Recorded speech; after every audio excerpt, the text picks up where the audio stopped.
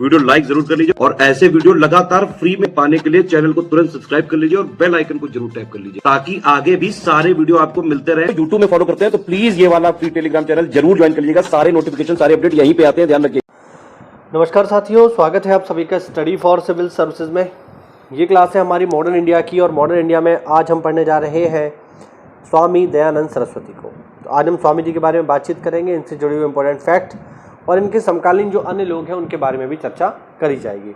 तो चलिए बिना किसी देरी के जल्दी से इसको शुरू करते हैं। देखिए भाई, स्वामी जी की बात करी है तो स्वामी दयानंद सरस्वती का जो मूल नाम है वो है मूल शंकर, याद रखना। और इनका जन्म हुआ है गुजरात के काठियावाड़ के एक छोटे शहर टंकारा में और ये एक ब्राह्मण परिवार में पैदा हुए हैं। 15 वर्षों तक सत्य की खोज में एक तपस्वी के रूप में ये भटकते रहे।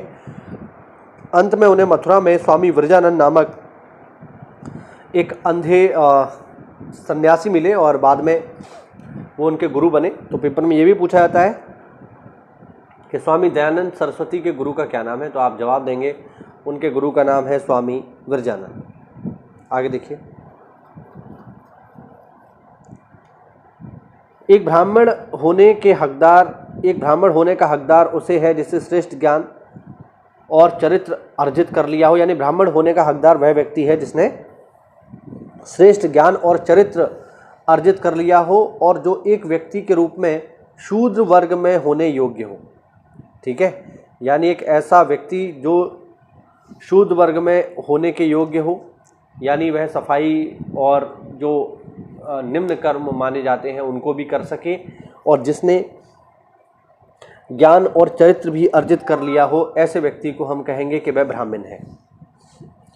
वह स्वदेशी कपड़े, चिकित्सा उपचार की भारतीय प्रणाली और स्वदेशी उद्योगों की वकालत करने वाले पहले व्यक्ति थे। स्वामी जी की बात हो रही है। वह 1876 में भारतीयों के लिए भारत के रूप में स्वराज शब्द का उपयोग करने वाले पहले व्यक्ति थे। ध्यान रखना, स्वराज शब्द का प्रयोग सबसे पहले करने वाले व्यक्ति हैं स्वामी दयानंद सरस्वती। बाद में लोकमान्य तिलक ने इस विचार का प्रचार किया और फिर तो उन्होंने नारा भी दिया कि स्वराज मेरा जन्मसिद्ध अधिकार है और मैं उसको लेकर रहूँगा। तो आपको याद रखना है कि स्वराज शब्द का प्रयोग करने वाले सबसे पहले व्यक्ति हैं स्वामी दयानंद सरस्वती और स्वराज को नारे के रूप में देने वाले पहले व्यक्ति हैं बाल गंगाधर तिलक। इसके अलावा मैं आपको ये भी बता दूं कि स्वामी दयानंद सरस्वती ही वो पहले व्यक्ति हैं जिन्होंने हिंदी को राष्ट्रीय भाषा या राजभाषा के रूप में बनाने की वकालत करी। तो काफ़ी महत्वपूर्ण है ये सारे के सारे। अब स्वामी जी का जो सबसे महत्वपूर्ण योगदान है वो है 1875 में आर्य समाज की स्थापना। ठीक है, सबको पता है। और आर्य समाज का जो राष्ट्रीय वाक्य है, मतलब इसका जो आदर्श वाक्य है वो देख लो कौन सा है। इनका आदर्श वाक्य है कृण्वन्तो विश्वमार्यम। ये आर्य समाज का आदर्श वाक्य है, याद रखना, पेपर में पूछा जा सकता है। ठीक है, आगे देखिए जरा।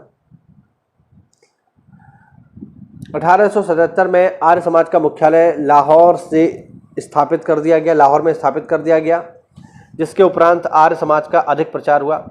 स्वामी दयानंद सरस्वती ने वेदों की ओर लौटो का नारा दिया। स्वामी दयानंद सरस्वती को उनके धार्मिक सुधार प्रयासों के कारण भारत का मार्टिन लूथर किंग कहा जाता है। इस बात को याद रखना, महत्वपूर्ण है। आर्य समाज के नियम तथा सिद्धांतों को सबसे पहले बंबई में प्रतिपादित किया गया था। भारतीयों के लिए भारत का नारा स्वामी जी ने 1876 में दिया था। स्वामी जी के समकालीन कुछ अन्य लोगों की बात कर लेते हैं यहाँ पर, जो स्वामी जी के समय में ही हैं। महाराष्ट्र के समाज सुधारक गोपाल हरि देशमुख, इनको लोक हितवादी के नाम से जाना जाता है, याद रखना, इंपॉर्टेंट है। महाराष्ट्र में विधवा पुनर्विवाह का प्रथम प्रयास विष्णु परशुराम पंडित ने किया था। विष्णु परशुराम शास्त्री पंडित ने 1865 में पुनर्विवाह मंडल की स्थापना की और इस संगठन के सचिव के रूप में कार्य किया। बेसिकली ये जो पुनर्विवाह मंडल था, इसका काम था विधवा पुनर्विवाह को बढ़ावा देना। 19वीं सदी के महानतम पारसी समाज सुधारक बहराम जी एम मालावारी थे। इनका जन्म बड़ौत के पारसी परिवार में 1853 में हुआ था। महापाप बाल विवाह इनके द्वारा एक पत्रिका भी शुरू करी गई थी। इसके अलावा 1891 में बहराम जी मालावारी के प्रयासों से एज ऑफ कंसेंट एक्ट पारित हुआ, जिसमें बाल विवाह को समाप्त करने का प्रयास किया गया। भारतीय सामाजिक सम्मेलन की स्थापना 1887 में M.G. रानाडे एवं रघुनाथ राव द्वारा की गई। इस सम्मेलन का प्रमुख उद्देश्य बहुविवाह, बाल विवाह तथा कुलीनवाद जैसी कुप्रथाओं को समाप्त करना था। आगे बढ़ते हैं।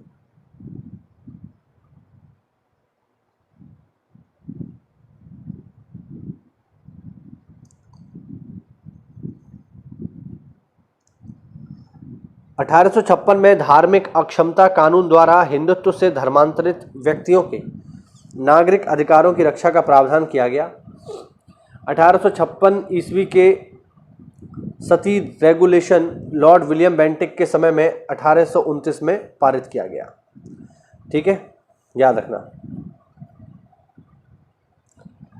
मतलब 1856 में हिंदू विधवा पुनर्विवाह अधिनियम आया और बाद में जो है सती रेगुलेशन एक्ट जो है ये 1829 में आया है, याद रखिएगा।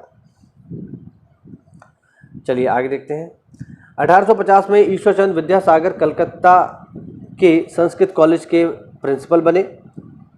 आचार्य ईश्वरचंद विद्यासागर ने विधवा पुनर्विवाह के लिए अथक संघर्ष किया।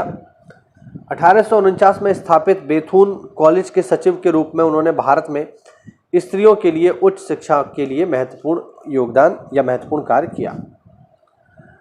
तो ये हुआ साथियों आज का हमारा वीडियो। इसके आगे और भी हम छोटे छोटे वीडियोस और लेके आएंगे, तब इस टॉपिक को ख़त्म करेंगे। तो ये हुआ आज का हमारा वीडियो साथियों। आज के लिए इतना ही, मिलते हैं अगली क्लास में। तब तक के लिए जय हिंद, जय भारत, वंदे मातरम।